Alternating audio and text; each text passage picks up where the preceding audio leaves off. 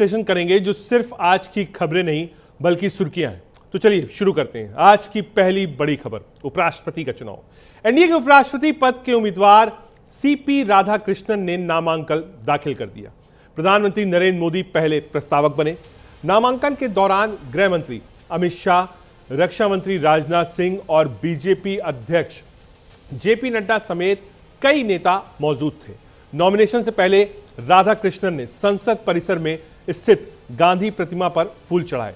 17 अगस्त को हुई भाजपा संसदीय दल की बैठक में उनके नाम पर सहमति बनी थी। बीजेपी अध्यक्ष जेपी नड्डा ने प्रेस कॉन्फ्रेंस कर राधाकृष्णन के नाम का ऐलान किया था। राधाकृष्णन का मुकाबला विपक्षी गठबंधन के उम्मीदवार सुप्रीम कोर्ट के retired justice B Sudarshan Reddy से होगा। खास बात है कि दोनों उम्मीदवार दक्षिण से हैं। रेड्डी 21 अगस्त को अपना नामांकन करेंगे। उपराष्ट्रपति चुनाव के लिए 9 सितंबर को वोटिंग होगी। उसी दिन काउंटिंग भी होगी। नामांकन दाखिल करने की आखिरी तारीख 21 अगस्त है। 25 अगस्त तक उम्मीदवारी वापस ली जा सकती है। दरअसल उपराष्ट्रपति का चुनाव जगदीप धनखड़ के 21 जुलाई की रात अचानक इस्तीफा देने की वजह से हो रहा है।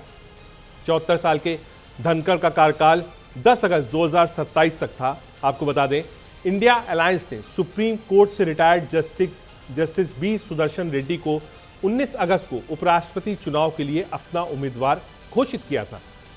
उनका मुकाबला एनडीए के उम्मीदवार सीपी राधाकृष्णन से होगा। 69 साल के रेड्डी गुवाहाटी हाईकोर्ट के चीफ जस्टिस और गोवा के पहले लोकायुक्त भी रह चुके हैं। वो आंध्र प्रदेश के रहने वाले हैं। 2007 में सुप्रीम कोर्ट का जज नियुक्त किया गया था। रिटायर्ड जस्टिस रेड्डी आंध्र प्रदेश से हैं, जबकि सीपी राधाकृष्णन तमिलनाडु से हैं।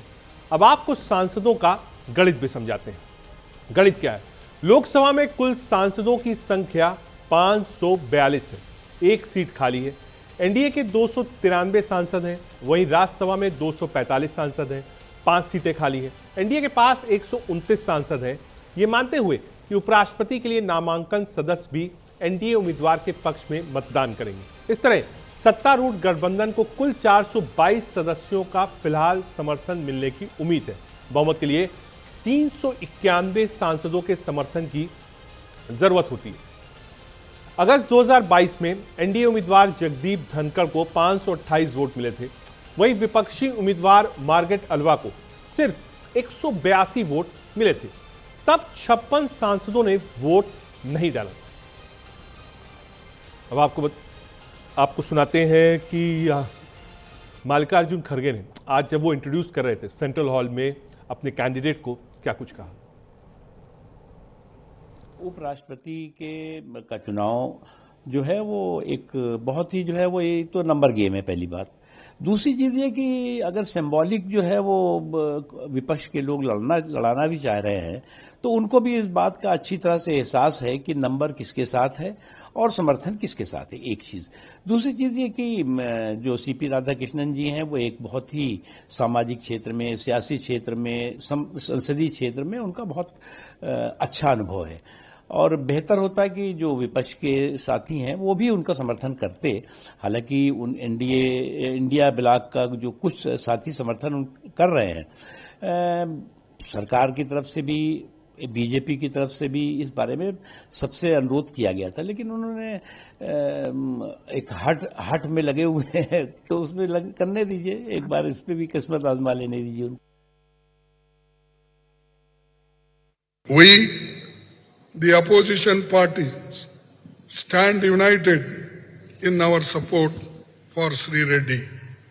We are confident that his wisdom, integrity and dedication will inspire and guide our nation toward a future rooted in justice and unity. We call upon every member of Parliament to join us in this historic endeavor to protect and preserve the values that make our democracy vibrant and resilient.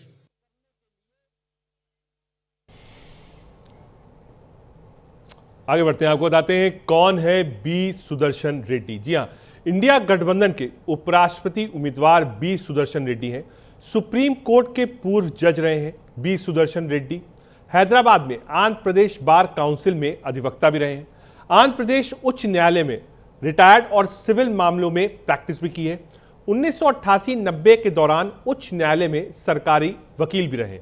Justice B Sudarshan Reddy Andhra Pradesh से ताल्लुक रखते हैं।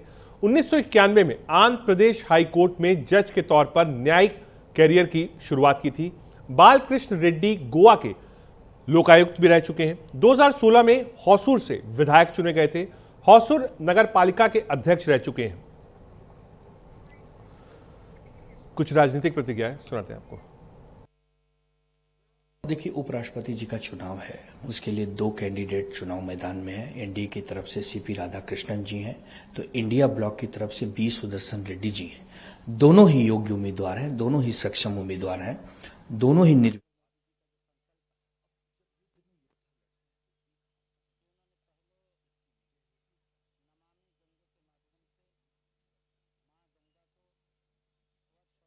क्योंकि वो आंध्र प्रदेश से आते हैं और टीडीपी के पास 16 वोट्स हैं जो बहुत बड़े मायने रखते हैं।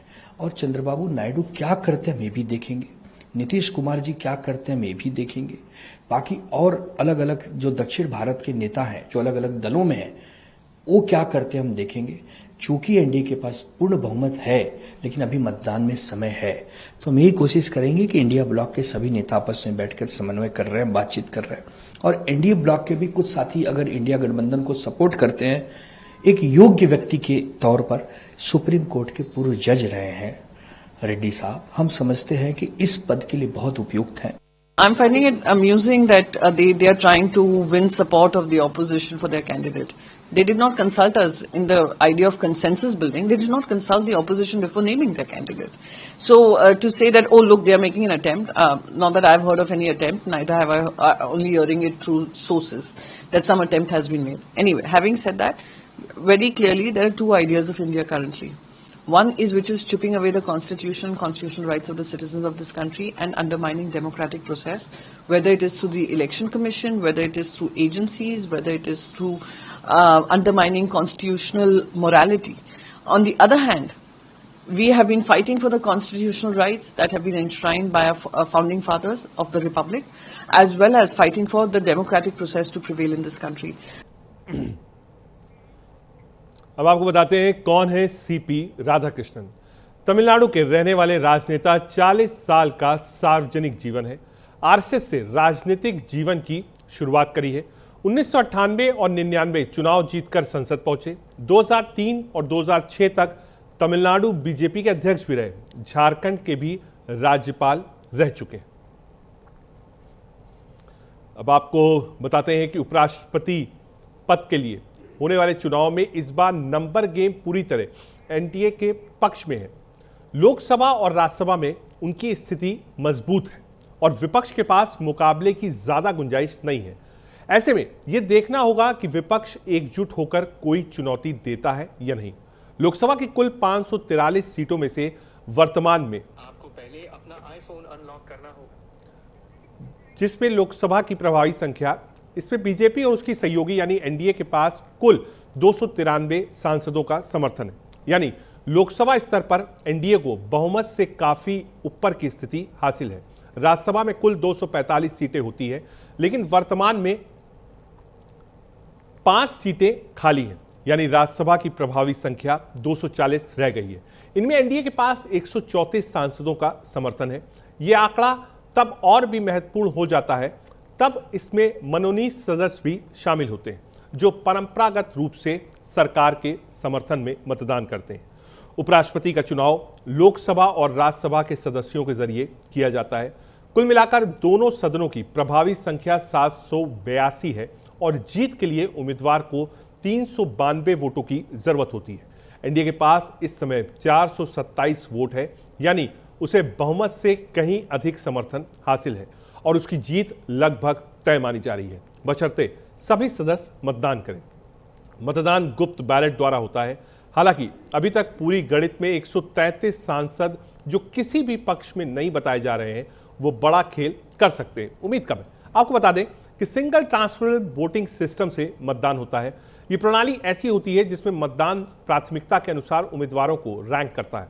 पहली पसंद पर वोटों की गिनती होती है। ऐसे में अगर कोई उम्मीदवार 50% से ज्यादा पहली पसंद के वोट हासिल कर लेता है तो वो चुन लिया जाता है। अगर नहीं होता है तो सबसे कम वोट पाने वाले उम्मीदवार बाहर हो जाता है और उसका वोट दूसरी पसंद के अनुसार अगली गिनती में जोड़ दिए जाते हैं। यह प्रक्रिया तब तक चलती है जब तक कोई उम्मीदवार 50% प्लस एक वोट ना हासिल कर ले। कुछ राजनीतिक प्रतिक्रिया इस पे सुनाते हैं। देश के उपराष्ट्रपति यह पद अपने आप में एक बहुत ऊंचा पद है।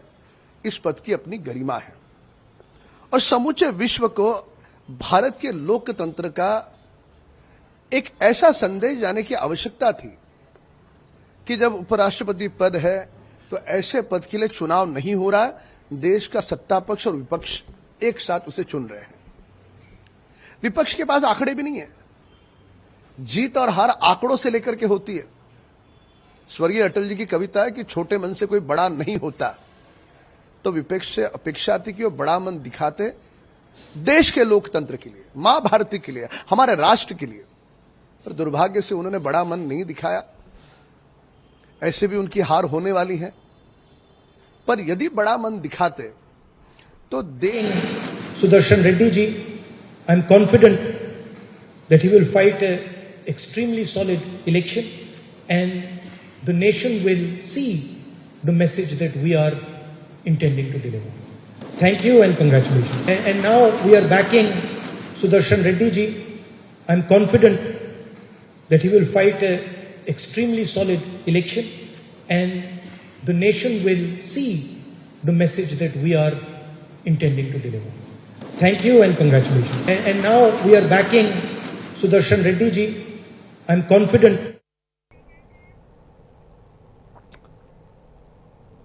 आज एनडीए उम्मीदवार ने अपना पर्चा भर दिया है उपराष्ट्रपति पद के चुनाव के लिए। साथ ही साथ आज जो सेंट्रल हॉल था जहां से आप सुन रहे थे राहुल गांधी को, सेंट्रल हॉल में इंडिया अलायंस के कैंडिडेट मौजूद थे। वहां सबसे इंट्रोडक्शन हुआ। वो कल ही देर शाम तेलंगाना से लगभग 5:30 बजे दिल्ली आए थे। आज वो दिल्ली में थे।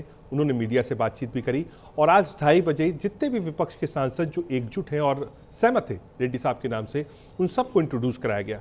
क्या कुछ कहा रेड्डी साहब ने, एक बातचीत में आपको सुनाते हैं। ये नंबर गेम क्या होता है? ये पॉलिटिकल पार्टीज तो वोट नहीं करते ना, पार्लियामेंट के सदस्य वोट करते हैं। ये बात सही है, इंडिया गठबंधन के नंबर कम है और एनडीए का वोट नंबर ज़्यादा है। मगर मैं तो सब पार्लियामेंट मेंबर से अपील करूंगा कि आप सोच विचार करके आप एक निर्णय लीजिए।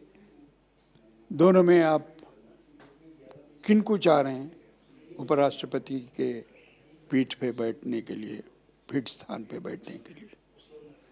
तो इसलिए नंबर गेम का आई एम नॉट वरीड। कल सुदर्शन रेड्डी साहब पार्लियामेंट जाकर